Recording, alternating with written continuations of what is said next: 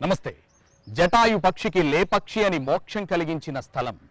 విజయనగర పాలకుల కళా నైపుణ్యానికి ప్రతీక లేపాక్షి ఇప్పుడు అరుదైన గుర్తింపుకు అడుగు దూరంలో నిలిచింది.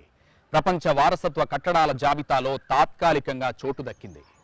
అంతర్జాతీయంగా కీర్తి ప్రతిష్టలు, పర్యాటకులను విశేషంగా ఆకట్టుకుంటున్న ఈ లేపాక్షి ప్రాంతం యొక్క విశిష్టతలేంటో, ఈ ఆలయ చరిత్ర ఏంటో తెలుసుకుందాం. పదండి.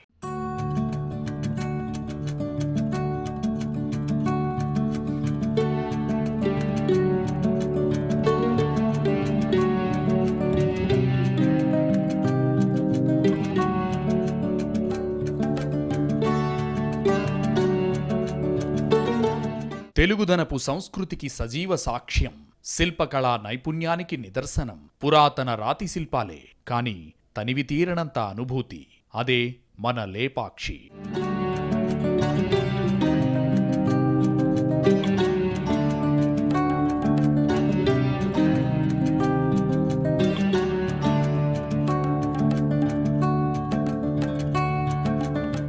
ఏ శిల్పి కలగన్న దృశ్యమో, ఏ కవి హృదయం చూసిన స్వప్నమో ఈ శిలలపై సుందర దృశ్యాలై వెలిశాయి. ఇప్పటికీ మన మనసులను హత్తుకుంటున్నాయి.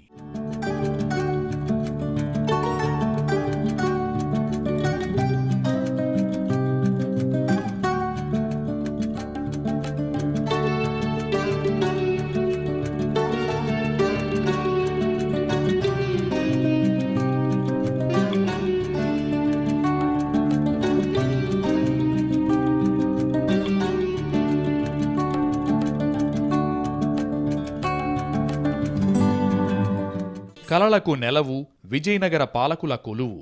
అందుకు రుజువు లేపాక్షి ఆలయపు శిల్పాలు. చిరునామా చెప్పనక్కర్లేదు. యునెస్కో తాత్కాలిక జాబితాలో చోటుతో లేపాక్షి ప్రపంచం మొత్తానికి పరిచయమైపోయింది.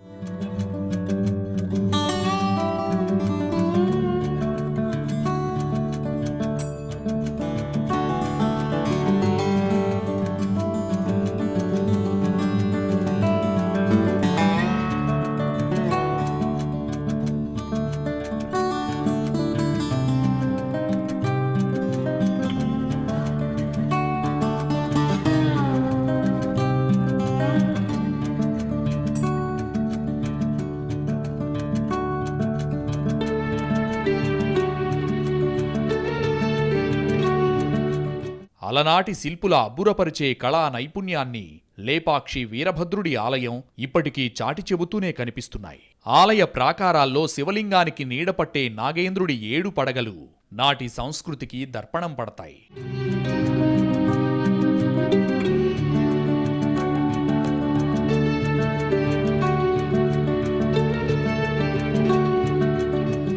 ఇరవై 7 అడుగుల ఎత్తుతో 18 అడుగుల వెడల్పుతో ఏకశిలతో రూపుదిద్దిన నందీశ్వరుడి ప్రతిమ మన తెలుగువారి కీర్తి ప్రతిష్టల్ని ప్రపంచానికి పరిచయం చేస్తూనే ఉంటాయి.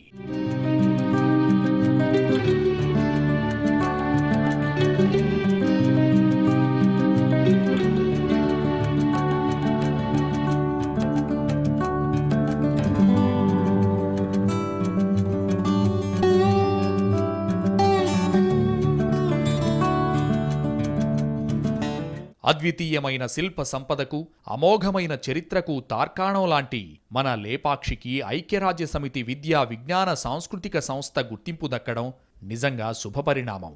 ఆంధ్రప్రదేశ్లో ఈ గుర్తింపు పొందిన తొలి ప్రాంతం కూడా ఇప్పుడు లేపాక్షినే కావడం విశేషం. విజయనగర సామ్రాజ్య వైభవానికి ప్రతీక, అద్భుత శిల్పకళా నైపుణ్యానికి సజీవ సాక్ష్యం ఈ ప్రాంతం. ఇక్కడి ఆలయంలో ప్రాణం పోసుకున్న శిల్పాలు, చిత్రాలు దాదాపు 5 శతాబ్దాలుగా లేపాక్షి చరిత్రకు నిలువెత్తు సాక్ష్యంగా నిలుస్తున్నాయి.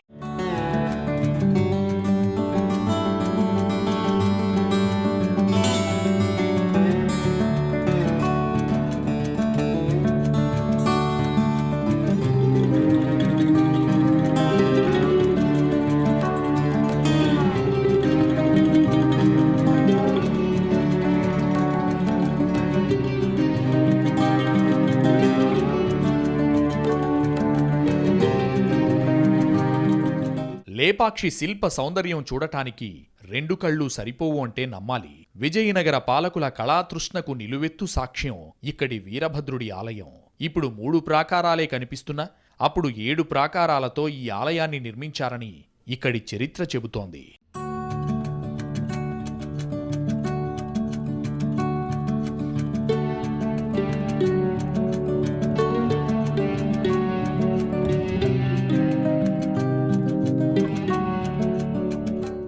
వీరభద్రుడి ఆలయంలో 878 రాతి స్తంభాలు కనిపిస్తాయి.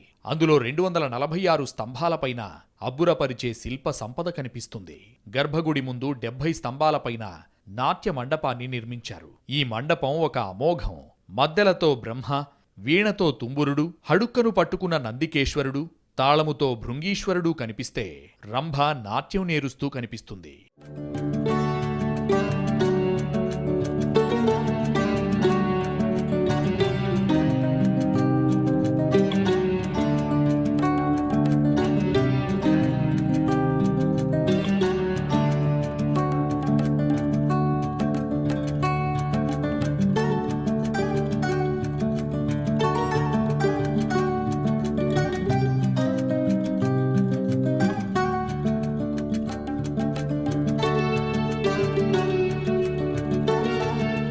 పదహారవ శతాబ్దంలో 70 స్తంభాలతో ఈ ఆలయాన్ని నిర్మించగా ఇందులో 69 స్తంభాలు ఈ ఆలయ భారాన్ని మోస్తుండగా ఈ ఒక్క స్తంభం మాత్రం గాలిలో తేలుతూ ఉంటుంది. ఈ మండప పైకప్పును 12 రాళ్లతో శతపత్ర పద్మాన్ని తీర్చిదిద్దారు. ఇక వేలాడే స్తంభం ఒక విచిత్రం. దీని అడుగు భాగం నుంచి ఒక పలుచని బట్టను అటూ ఇటూ లాగొచ్చు. వేలాడే ఈ స్తంభం నాటి పరిజ్ఞానానికి మచ్చుతునక. నేటి పరిశోధకులకు అతిపెద్ద ప్రశ్న. అయితే భూకంపాలను తట్టుకునేందుకు వీలుగా ఈ ఆలయ నిర్మాణం జరిగిందని, అందుకే ఇక్కడి స్తంభం ఒకటి ఇప్పటికీ నేలకు తాకదని కొందరు చెబుతుంటారు.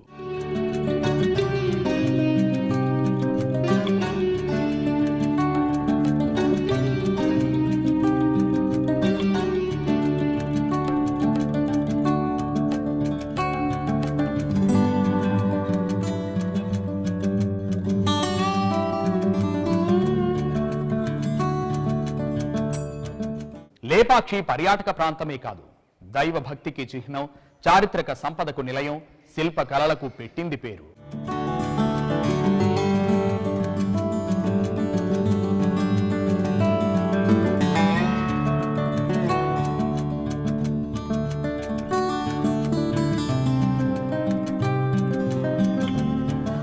దక్షిణ భారత పర్యటనలో తప్పక దర్శించాల్సిన ప్రాంతం లేపాక్షి.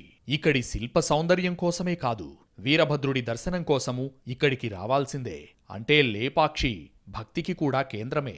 రామాయణంలోని ప్రధాన ఘట్టాలను వర్ణించే తైలవర్ణ చిత్రాలతో కనిపించే మండపం పైకప్పు ఒక అద్భుతం.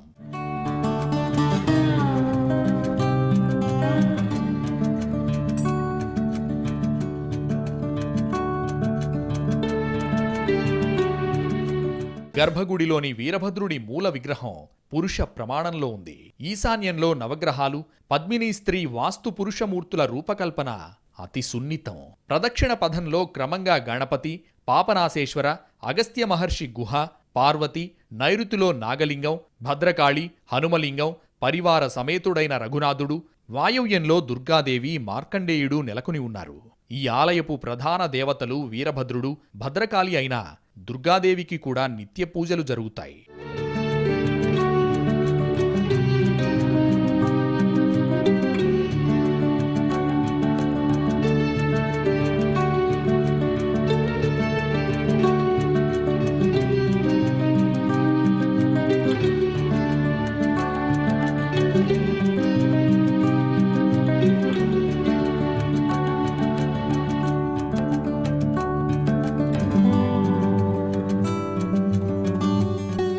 ఇక్కడి స్థల పురాణం చూసుకుంటే మరో కథ కూడా ప్రచారంలో ఉంది. సీతాపహరణ అనంతరం రామలక్ష్మణులు మరణావస్థలో ఉన్న జటాయువును చూసి లేపక్షి అని పిలవగా అది కాలక్రమేణా లేపాక్షిగా మారింది.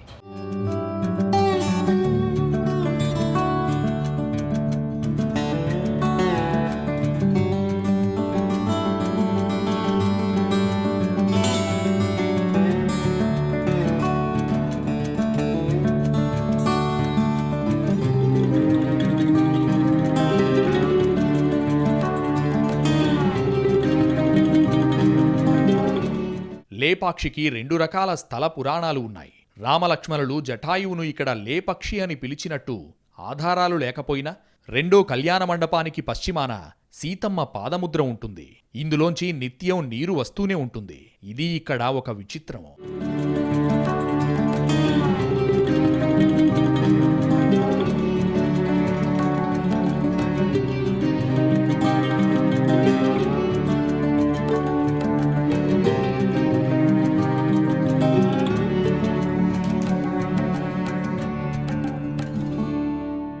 ఇక వాస్తవంగా చెప్పే స్థల పురాణం మాత్రం మరో భద్రాద్రి రామదాసుకు దగ్గరగా ఉంటుంది. విజయనగర రాజులకు కప్పం కట్టాల్సిన సొమ్ముతో ఇక్కడి మాండవికుడు విరూపన్న వీరభద్రుడి ఆలయం నిర్మించారని, ఇది తెలిసి సామ్రాజ్యాధిపతి వివరణ కోరగా ఎలాగో శిక్షిస్తాడని విరూపన్న తన 2 కళ్లను ముందే పొడుచుకుని ఇక్కడి గోడలకు కొట్టారని మరో కథ చెబుతారు. కళ్ళు లేవు అనే మాటకు లోప అక్షి అనే మరో అర్థం ఉండటం వలన కాలక్రమంలో ఇది లేపాక్షిగా మారిందని ఇక్కడి ప్రజలు చెబుతారు.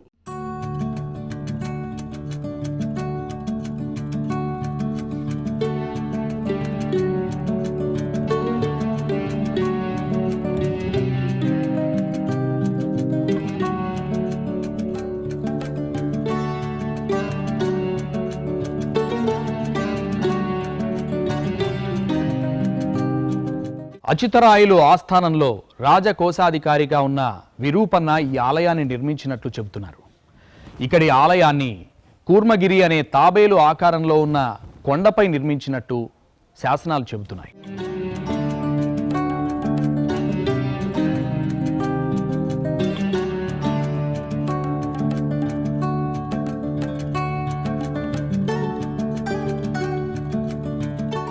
లేపాక్షి ఇప్పుడు ఒక కుగ్రామం. కానీ దీని చరిత్ర అమోఘం. క్రీస్తు శకం 15-16వ శతాబ్దం మధ్యకాలంలో లేపాక్షి ఆలయ నిర్మాణం జరిగిందని ఇక్కడి శాసనాలను బట్టి తెలుస్తుంది. 7 ప్రాకారాలతో ఆలయాన్ని నిర్మించినా ఇప్పుడు మనకు 3 మాత్రమే కనిపిస్తాయి. మిగతా 4 కాలగర్భంలో కలసిపోయాయి.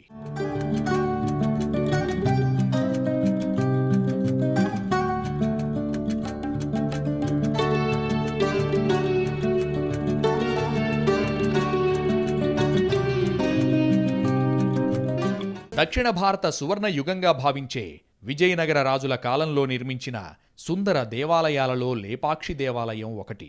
అచ్యుతరాయల కాలంలో పెనుగొండ ప్రాంతానికి మాండవీకుడైన విరూపన్న తన కులదైవం వీరభద్రుని పేర ఈ ఆలయాన్ని కట్టించినట్టు ఇక్కడి శాసనాలు కూడా చెబుతాయి. ఈ ఆలయ విస్తీర్ణం తూర్పు పడమర 110 మీటర్లు, దక్షిణోత్తరం 93 మీటర్లు ఉంది.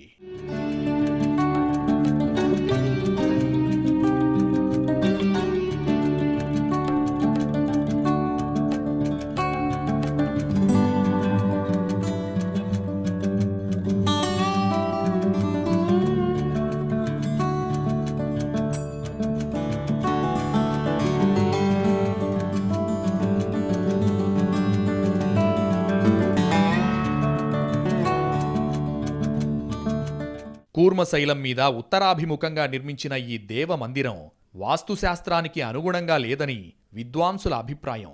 అయినా పండిత పామరులందరినీ ఆకర్షించే శక్తిగల సుందర శిల్పాలు, లెక్కలేనన్ని అద్భుతమైన వర్ణ చిత్రాలు ఇక్కడ ఉన్నాయి. ఈ ఆలయ నిర్మాణానికి ఉపయోగించిన రాయి శిల్పకళకు, ముఖ్యంగా స్తంభాలపైన స్త్రీ, పురుష, ప్రాణి, పక్షి, లతా పరివారములను గండరించి వాటిలో మనోహర సౌందర్యాన్ని నిక్షేపించారు.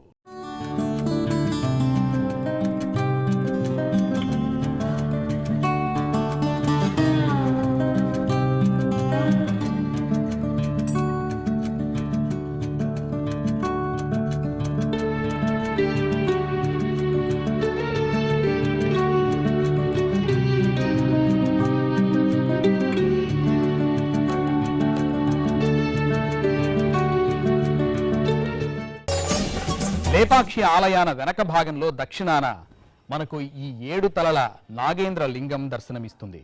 దీని వెనుక భాగంలో వినాయకుని చెక్కిన తీరు అద్భుతం. ఈ శిల్పాలను చూస్తే ఆనాటి శిల్ప కళా నైపుణ్యం ఎలా ఉండేదో మనకు అర్థం పడుతుంది.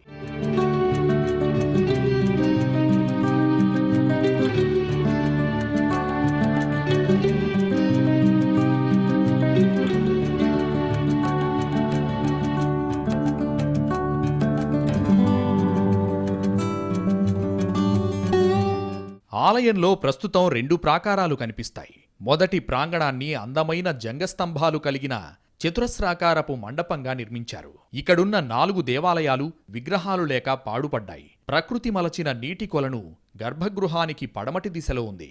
ఇక 2వ ప్రాంగణపు వెలుపలి గోడపై అసంఖ్యాక శాసనాలు కన్నడ భాషలో చెక్కి ఉన్నాయి.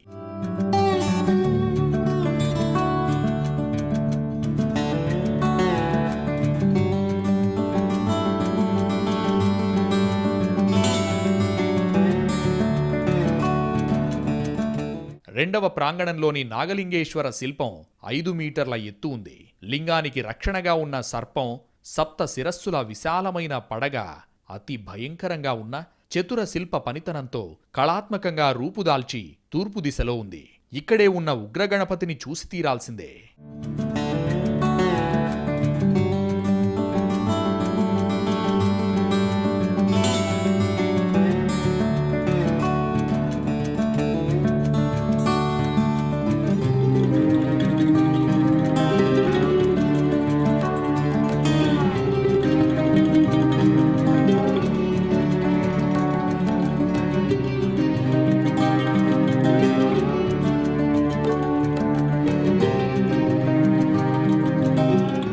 లేపాక్షి సాంస్కృతిక వారసత్వ సంపద కాదని చెప్పడానికి ఒక్క ఆధారమూ లేదు. దశాబ్దాలుగా యునెస్కో గుర్తింపు కోసం ఎదురుచూస్తున్నాడు లేపాక్షి బసవన్న. కానీ సరైన సమయం రాక, తగిన ప్రచారం లేక లేపాక్షి కుగ్రామంగానే మిగిలిపోయింది. తెలుగువారికి తప్ప తెలుగేతరులకు ఈ చరిత్ర తెలిసిన సందర్భాలు కూడా చాలా తక్కువే. కానీ ఇప్పుడు యునెస్కో గుర్తింపుతో లేపాక్షి గొప్పదనం ప్రపంచవ్యాప్తమైంది.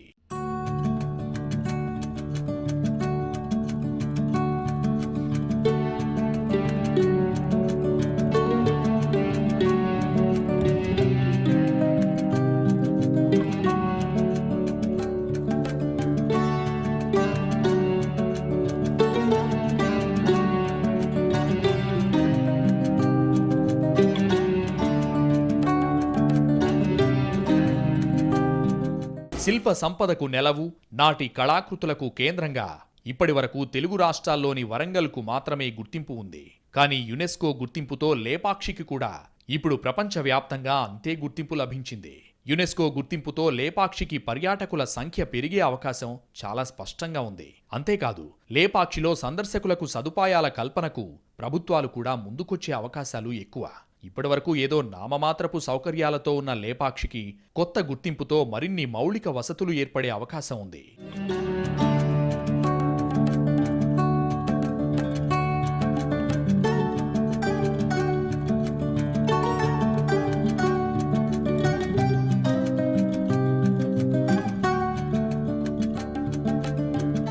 ప్రస్తుతం తాత్కాలిక జాబితాలో చోటు దక్కించుకున్న లేపాక్షి శాశ్వత జాబితాలోకి చేరుతుందా? అది జరగాలంటే ఏం చేయాలి? ఒక్క అడుగు దాటాలంటే ప్రభుత్వం తీసుకోవాల్సిన చర్యలేంటి? శాశ్వత జాబితాలోకి చేరితే ఎలాంటి మార్పులు వస్తాయి?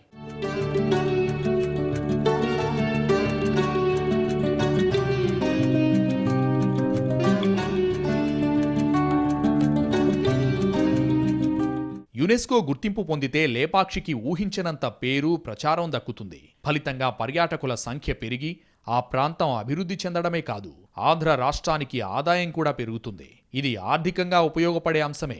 అంతేకాదు, ఈ ప్రాంతాల పరిరక్షణకు అంతర్జాతీయ నిధులను పొందే అవకాశం ఉంది. యుద్ధాలు వంటి సమయాల్లో ఏ దేశ సైన్యమైనా చారిత్రక ప్రదేశాల జోలికి రాదు. ఈ వారసత్వ ప్రాంతాలు కేవలం గుర్తింపు పొందడమే కాదు, ఆక్రమణలు, పారిశ్రామికీకరణ, ఇష్టారాజ్యంగా ఆ ప్రదేశాన్ని వాడేయడం తదితర అనర్థాల నుంచి రక్షణ పొందుతాయి.